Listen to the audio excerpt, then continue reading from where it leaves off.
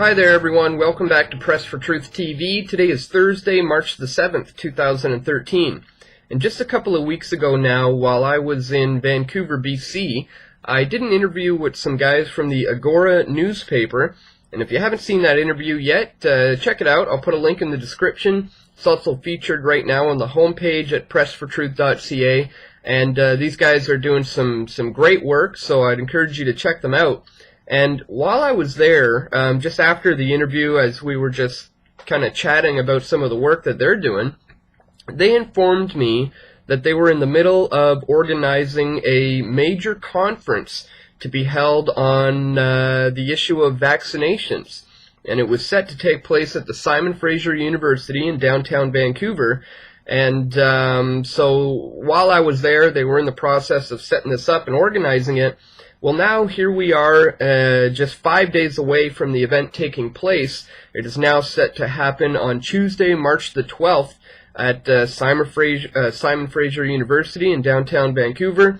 And now that we are just 5 days away from the event happening, the mainstream media has jumped on the attack, and they're trying their best to smear this campaign and portray the people involved as a dangerous fringe element that is potentially harmful to the health industry, children, and the community in general. This is an article that just came out from the CBC in BC, CBC News, British Columbia.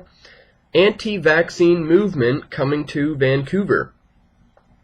A controversial group opposing the use of vaccines is holding a conference at Simon Fraser University downtown campus next week, drawing criticism from some scientists who say that their message is a threat to the health of children and the community. Organizers say the vaccine summit will take place on Tuesday and feature researchers and experts from across North America who question the effectiveness and safety of vaccines. There will also be roundtable discussions featuring parents who say their children have fallen ill after receiving vaccinations. Vaccines have been used since the late 17th century and have been credited with eradicating diseases like smallpox and polio.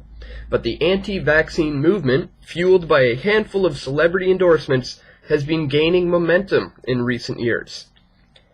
SFU says the university doesn't endorse the group's views, but hopes the conference leads to a healthy debate about the issues. We have a university policy.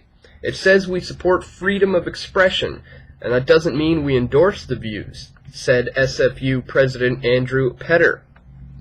One of the reasons why we endorse freedom of expression is because we believe the views that are expressed there, that are false or unthinking, will be exposed as such through an exchange of views. But there are those who believe the university should not host the conference.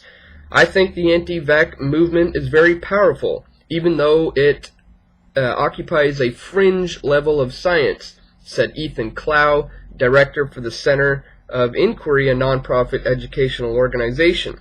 Our concern is that by giving space to this anti-vaccine group, SFU is lending tacit approval to their message, which has been rigorously debunked.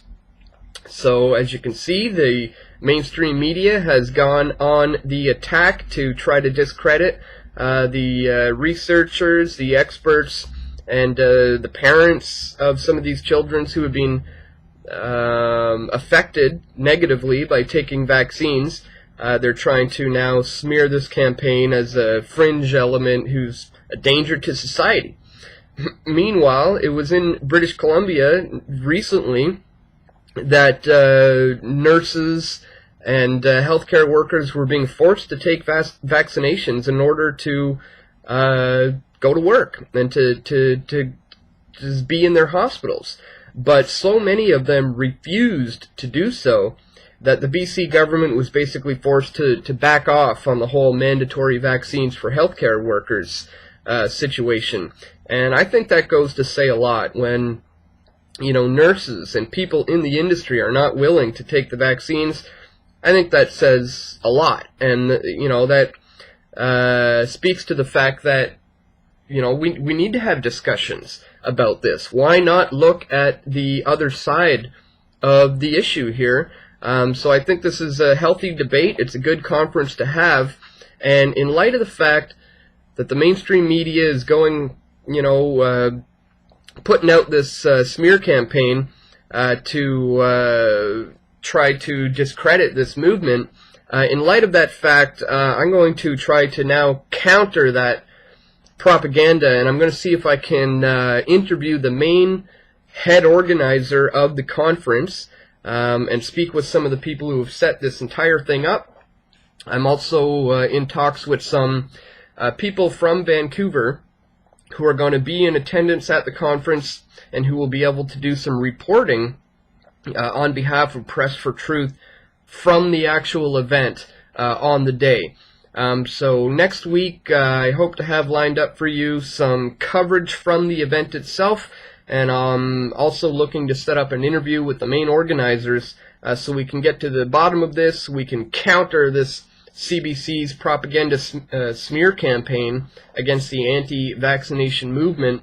And so it's just something I wanted to bring to your attention today, because as I said, this is just 5 days away now, and I think we're going to be hearing about this all across the country on the day that it happens, Tuesday, March 12th. So again, over the next few days, I'm going to be trying to set up and coordinate with some PFT correspondents out in Vancouver to cover the event, and I'll also be looking to get an interview with the main organizer. So I hope to have all that for you by, well, early next week. So anyways, guys, just wanted to bring that to your attention today. I'll put links in the description to the Agora interview and also the smear campaign, the article from the CBC here, so you can check it out for yourself. Other than that, folks, I want to thank you for tuning in once again, and I'll see everyone right back here tomorrow at pressfortruth.tv.